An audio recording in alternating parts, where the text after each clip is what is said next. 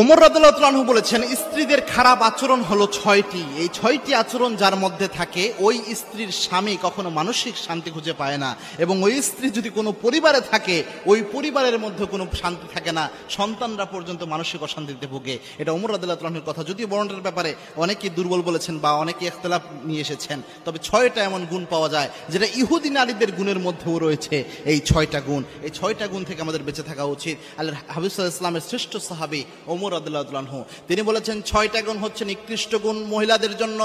1 number শাররুন নিসাই সিত্তুন, 6টা গুণের মধ্যে 1 নাম্বার হচ্ছে আল হান্নানা, এমন মহিলা যেই মহিলা শুধু বাপের বাড়ির কথা বলে বেড়ায়, শুধু অহংকার গর্ববোধ করে বেড়ায়, এরকম মহিলা হচ্ছে নিকৃষ্ট মহিলা।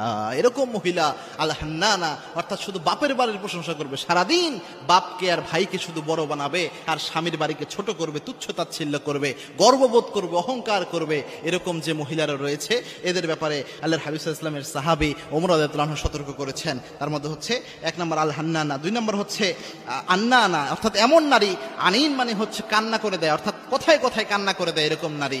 আন্নানা, যে নারী কথায় কথায়, যেটাকে নাকে কান্নার স্বভাব থাকে, যে কোনো কিছুতেই কান্না করে দিচ্ছে অথবা যে কোনো কিছুতেই অবজেকশন জানাচ্ছে, এরকম নারী যদি হয়, বেশি অভিযোগ দেয়, কথায় কথায় কান্না করে, এরকম নারীকে আল্লাহর হাবিব সাল্লাল্লাহু আলাইহি ওয়াসাল্লাম শ্রেষ্ঠ সাহাবী ওমর রাদিয়াল্লাহু আনহু তিনি সবচেয়ে নিকৃষ্ট নারী হিসেবে উত্থাপন করেছেন, নিকৃষ্ট নারীর গুণ হিসেবে উত্থাপন করেছেন। 3 নাম্বার হচ্ছে আল মান্নানা, অর্থাৎ কোনো কাজ করলো অথবা কোনো উপকার করলো, এটা বারবার বলে বেড়ায় যে আমি অমুক কাজ করলাম, আমি এই কাজ করলাম।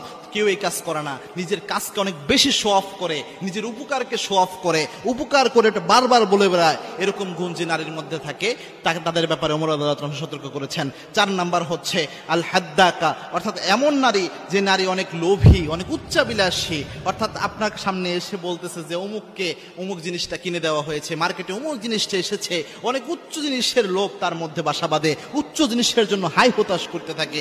এরকম লোভী আচরণ যাদের মধ্যে রয়েছে, উচ্চাবিলাসী যে নারীরা রয়েছে, এদের ব্যাপারে ওমর রাদিয়াল্লাহু আনহু সতর্ক করেছেন। 5 নাম্বার আল বাররাকা, অর্থাৎ অতিরিক্ত সাজগোজ প্রিয় যে নারীরা, অর্থাৎ দেখবেন স্বাভাবিক মেয়ে মানুষ তো সেজে গুজে থাকবে, এটা একটা মেয়ে মানুষের ন্যাচারাল বৈশিষ্ট্য। এবং আল্লাহর হাবিব সাল্লাল্লাহু আলাইহি ওয়াসাল্লামের সামনে একবার এক মহিলা একটা চিঠি দিলেন না পত্র দিলেন, এরকম বর্ণনা এসেছে। আল্লাহর হাবিব সাল্লাল্লাহু আলাইহি ওয়াসাল্লাম দেখলেন তার হাতে কোনো মেহেদি নাই, আল্লাহর হাবিব সাল্লাল্লাহু আলাইহি ওয়াসাল্লাম রাগ করলেন যে কেন তুমি মেহেদি দিলে না। সুতরাং মেয়েরা ন্যাচারালি যে সাজটা সাজে, এটা স্বাভাবিক ব্যাপার, কিন্তু কিছু মেয়ে আছে সারা দিনটা শুধু তার মাথায় সাজগোজ নিয়ে পড়ে থাকে, মার্কেটে কোন সাজগোজের জিনিসটা নতুন এসেছে, পার্লারে কয়দিন পরে যাওয়া হবে, যাওয়া হলো না হলো, এগুলো নিয়ে সারাদিন মেতে থাকে। এরকম নারীর ব্যাপারে ওমর রাদিয়াল্লাহু আনহু সতর্ক করেছেন। আর সর্বশেষ সেটা হচ্ছে আস-সাদ্দাকা, অর্থাৎ এমন নারী যেই নারীরা চিবিয়ে চিবিয়ে কথা বলে, চিবিয়ে চিবিয়ে কথা বলা